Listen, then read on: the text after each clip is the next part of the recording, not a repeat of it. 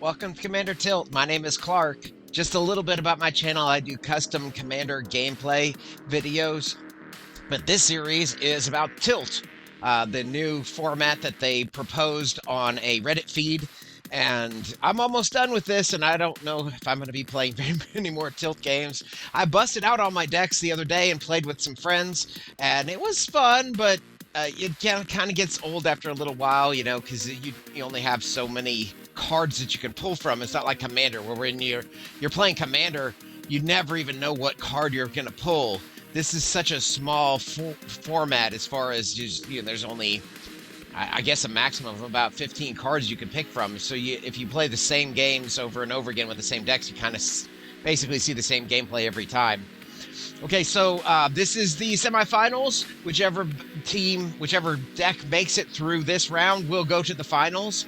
And we're featuring in this battle white, mono white versus Boros. If you've watched my previous videos, you know a little bit about these decks. The Boros deck is put together with just Boros cards, and there's no real major synergy amongst the cards. I got a couple flyers in there.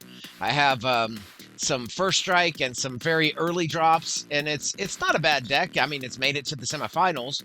The white deck is a life gain deck. I specifically picked almost every card in there to have a life gain because I thought that would be a great strategy, especially for white. And Healer's Hawk is kind of the poster boy of that deck. It's such a great card. So we're going to get into the battle, and we'll see who wins. Whoever wins goes on to the next round. Thanks for watching. Okay, I roll the dice to see who goes first. It looks like the mono white deck is going to get to go first. So mono white's going to put down a Plains. And then tapping the Plains, we're going to play Healer's Hawk. And of course, then we'll have to pass the turn. The red deck will play, a Boros deck will play Mountain. And then tapping a single mana, play Boros Recruit and pass the turn. The white deck will put down a second Plains. And then the white deck's going to tap 2 mana for Suture Priest.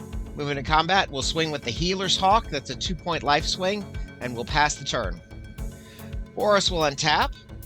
Boros will put down a Plains as its land for turn. Next, it's going to spend 2 mana on Boros Guildmage. The Suture Priest triggers, and Boros loses a life.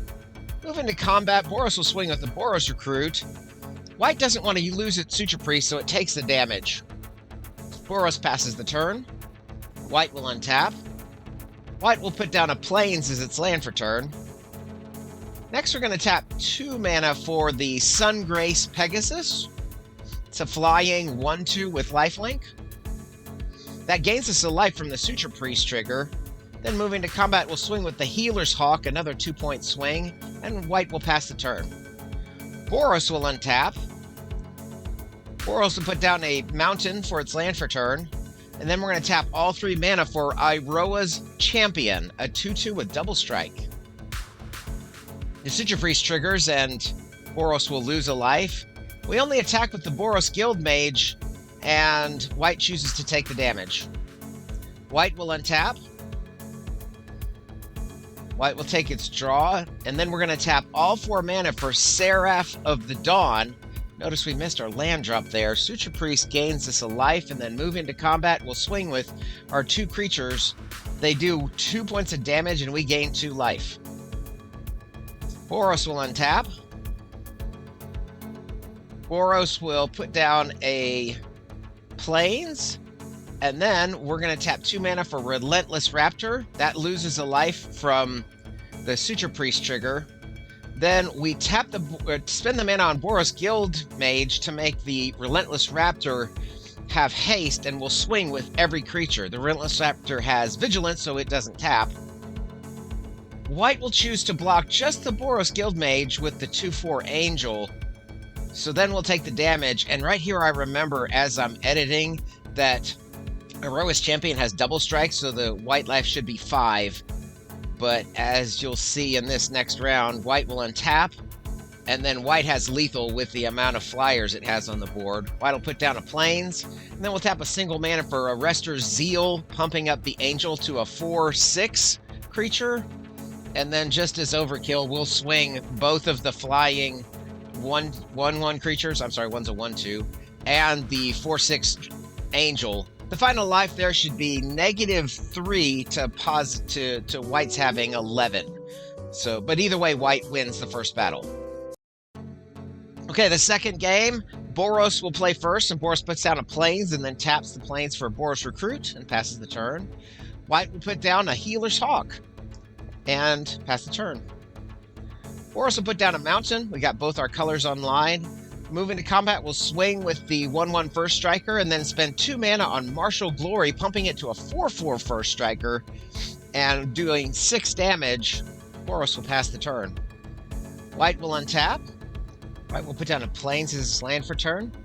Then we'll tap a single mana for Light of Hope. That pumps it to a 2/2.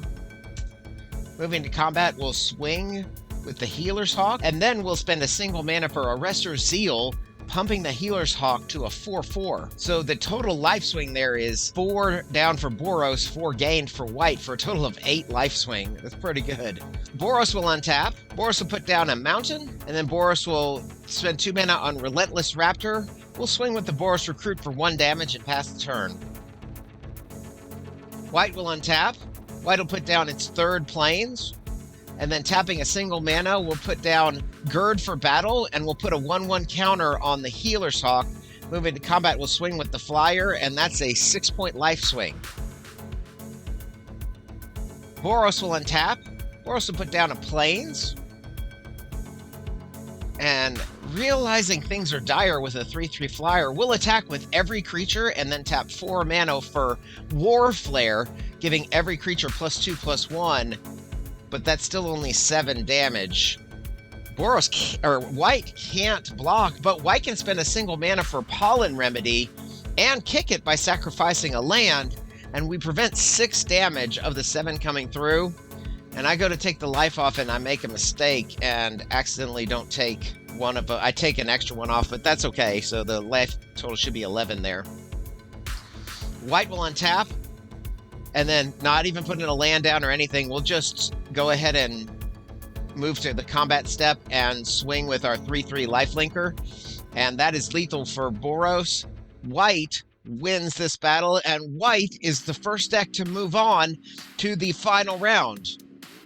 There you have it. The white deck has won, and it's moving on to the final round. I really appreciate you watching. I can't thank you enough. You know, when I first started filming Tilt, you'll notice in the very first battle, I talked about Healer's Hawk and how great the Healer's Hawk card was. And you see that in these battles, both of these 2 games, the Healer's Hawk came out and did a lot of work. And in fact, that second game, if you paid attention, obviously the Healer's Hawk was the only creature that deck had in play. I mean, it ended the game with a Healer's Hawk and 2 land. I mean, that was it.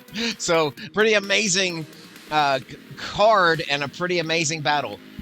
The next battle I'm going to feature is going to be the other semifinal. So that's going to be the Selesnya combo deck versus the Azorius deck. And then, of course, then I'll have my finals, and then I'll be done with Rush Tilt. And after that, I think I'm going to move on to Commander battles again. But I sure appreciate you watching. Have a good day. Thank you so much for watching. I do have a Patreon page, and I would love it if you would visit my page and take a look at the rewards that are available. It would help me out a lot. Remember to like and subscribe and hit that bell notification so you hear about my latest videos. Have a great day.